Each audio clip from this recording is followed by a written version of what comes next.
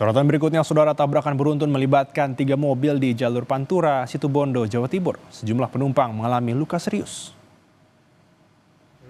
3 mobil pemudik yang melaju dari Surabaya menuju Banyuwangi terlibat tabrakan beruntun di jalur Pantura, Situbondo, Jawa Timur.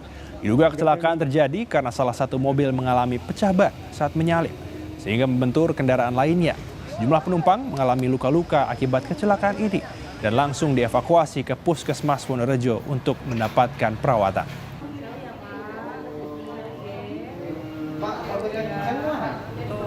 Kendaraan SUV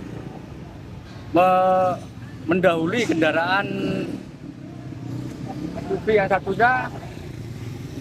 Setelah sampai di TKP mengalami pecah ban, akhirnya oleng ke arah kiri, berbenturan dengan kendaraan yang ada di depannya hingga masuk ke dalam hutan. 2 kendaraan pemudik dari luar kota, yang satu kendaraan dari lokal Banyuwangi.